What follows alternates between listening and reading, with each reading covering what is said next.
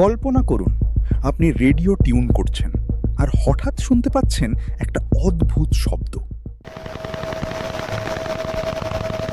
এই শব্দ একদিন দুদিন না, পুরো ১৩ বছর ধরে পৃথিবীর প্রতিটা শর্টওয়েভ রেডিওতে ভেসে এসেছে।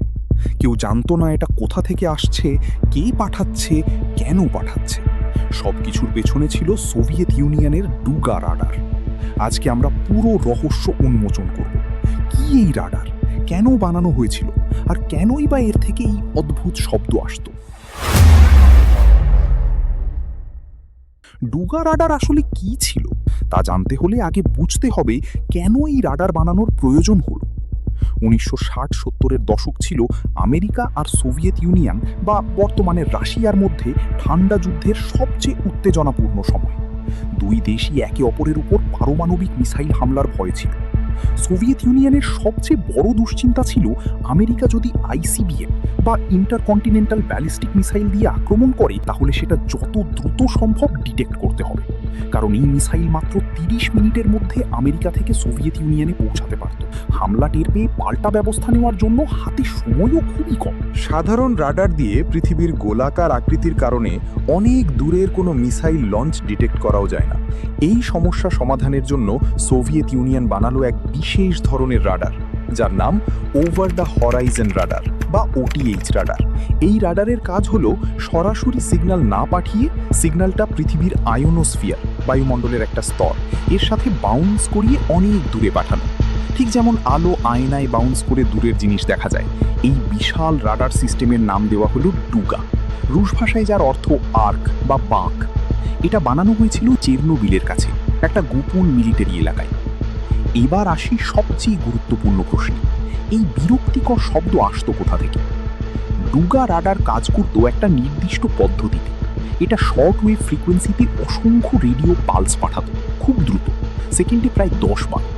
এই পালসগুলো আয়োনোস্ফিয়ারে বাউন্স করে দূরে পাঠানো হতো, যাতে দূরের কোনো মিসাইল লঞ্চ থেকে আসা সিগন্যাল ধরা যায়। সমস্যা হলো, এই রাডার ছিল অত্যন্ত শক্তিশালী, কয়েক মেগাওয়াট পাওয়ারের, আর এটা যে ফ্রিকোয়েন্সিতে কাজ করত সেই একই ফ্রিকোয়েন্সি ব্যবহার করত সারা পৃথিবীর সাধারণ মানুষ, হ্যাম রেডিও অপারেটর, এয়ারলাইন পাইলট, এমনকি সাধারণ শর্টওয়েভ রেডিও শ্রোতারাও। ফলে এই রাডারের পালসগুলো, যেটা শুনতে লাগতো আওয়াজের মতো, পুরো পৃথিবীর শর্টওয়েভ রেডিওতে ঢুকে পড়ত এবং সবার রেডিও সম্প্রচারে বিরক্তিকর ইন্টারফারেন্স, হস্তক্ষেপ তৈরি করত। মানুষ তখনও জানতো না এটা কি, তাই ভয়ে এর নাম দিল রাশিয়ান উডপেকার। এখানে একটা গুরুত্বপূর্ণ প্রশ্ন জাগে যে এটার নাম রাশিয়ান উডপেকার বা কেন দিল? আসলে সম্পূর্ণ অজানা ছিল না। মানুষ সিগন্যালের উৎস কোন এলাকা থেকে আসছে সেটা শুরু থেকেই কিছুটা বুঝতে পারত, কিন্তু কি কারণে, কি যন্ত্র থেকে আসছে সেটা জানতো না। এর কারণ হলো রেডিও ডিরেকশন ফাইন্ডিং প্রযুক্তি। হ্যাম রেডিও অপারেটর আর সামরিক গোয়েন্দারা দুই পক্ষই সিগন্যালের ফ্রিকোয়েন্সি এবং সিগন্যাল কোন দিক থেকে আসছে তা ট্র্যাক করার প্রযুক্তি ব্যবহার করত। এই পদ্ধতিতে একদম নির্দিষ্ট লোকেশন বলা না গেলেও জিওগ্রাফিক রিজিয়ন বোঝা সম্ভব ছিল। অনেকটা যেমন আপনি কোনো শব্দের দিক অনুমান করতে পারেন কান দিয়ে, ঠিক সেভাবেই। এই ট্র্যাকিং থেকে স্পষ্ট হয়ে গিয়েছিল সিগন্যালটা আসছে সোভিয়েত ইউনিয়নের ভেতর থেকে।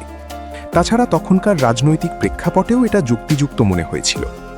এখন এই শব্দ ছিল রাডারের কাজ করার পদ্ধতিরই একটা সাইড এফেক্ট।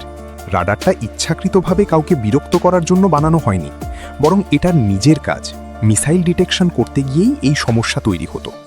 এত বিশাল একটা স্ট্রাকচার, প্রায় ১৫০ মিটার উঁচু, ৭০০ মিটার লম্বা, অথচ সোভিয়েত সরকার এর অস্তিত্বই অস্বীকার করত, কারণ এটা ছিল একটা top secret military project. Soviet মানচিত্রে এই জায়গাটা চিহ্নিত ছিল একটা শিশুদের ক্যাম্প হিসেবে। সবচেয়ে অবিশ্বাস্য ঘটনা ঘটে চেরনোবিল দুর্ঘটনার পরে, যখন প্রথম একজন আমেরিকান সাংবাদিক এই দানবাকৃতির কাঠামো দেখে স্থানীয়দের জিজ্ঞেস করলেন এটা কি, তাকে উত্তর দেওয়া হয় ওটা একটা অসমাপ্ত হোটেল। যখন পশ্চিমা বিশ্ব জানতো না এই শব্দ কোথা থেকে আসছে বা কেন আসছে, তখন মিডিয়ায় তৈরি হলো একের পর এক ষড়যন্ত্র তত্ত্ব। কেউ বলতো এই রাশিয়ান সিগন্যাল দিয়ে মানুষের ব্রেন নিয়ন্ত্রণ করা সম্ভব। কেউ বিশ্বাস করত এটা দিয়ে আবহাওয়া পরিবর্তন করা যায়। ১৯৮৬ সালের ২৬ এপ্রিল ঘটে যায় ইতিহাসের সবচেয়ে ভয়াবহ পারমাণবিক দুর্ঘটনা, চেরনোবিল বিপর্যয়। ডুগা রাডার ছিল চেরনোবিল পাওয়ার প্ল্যান্ট থেকে মাত্র 10 কিলোমিটার দূরে। ভয়াবহ গামা রেডিয়েশনের কারণে রাডারের সব কার্যক্রম বন্ধ হয়ে যায়। তবে সবচেয়ে অবাক করা তথ্য হলো কিছু সামরিক কর্মী একটা বিশেষ আন্ডারগ্রাউন্ড ব্যারাকে থেকে যান 1987 সাল পর্যন্ত, রেডিয়েশনের মধ্যেই এই বিশাল রাডারের পাহারায়। আজ এই বিশাল কাঠামো পরিত্যক্ত অবস্থায় দাঁড়িয়ে আছে চেরনোবিল এক্সক্লুশন জোনের ভেতর। কিন্তু প্রশ্ন হলো, কেন এতদিনেও এটা ভেঙে ফেলা হয়নি? উত্তরটা শুনলে অবাক হবেন। এই মেগা স্ট্রাকচার ভাঙতে হলে দরকার কন্ট্রোলড বিস্ফোরণ। কিন্তু এত বিশাল একটা ধাতব কাঠামো একসাথে ভেঙে পড়লে সেই কম্পন তৈরি করতে পারে প্রায় 8 মাত্রার ভূমিকম্পের সমান শকওয়েভ। তাই কোনো নিরাপদ সমাধান না পাওয়া পর্যন্ত এই দানব আজও সেখানেই দাঁড়িয়ে আছে, নিঃশব্দ, পরিত্যক্ত অবস্থায়, কিন্তু ভয়ঙ্কর সুন্দরভাবে। একটা মিসাইল ডিটেকশন রাডার যেটা নিজের কাজ করতে গিয়ে দুর্ঘটনাবশত পুরো পৃথিবীর রেডিওতে আতঙ্ক ছড়িয়েছিল, যার আসল পরিচয় ছিল কয়েক দশক ধরে মিথ্যা ছদ্মবেশে ঢাকা, আর যেটা আজও চেরনোবিলের রেডিয়েশন জোনে ভুতুড়ে স্মৃতিচিহ্নের মতো দাঁড়িয়ে আছে চিরদিনের জন্য। ভিডিওটা ভালো লাগলে লাইক, শেয়ার করুন আর সাবস্ক্রাইব করে রাখুন এমন আরও অজানা রহস্যের গল্প জানতে।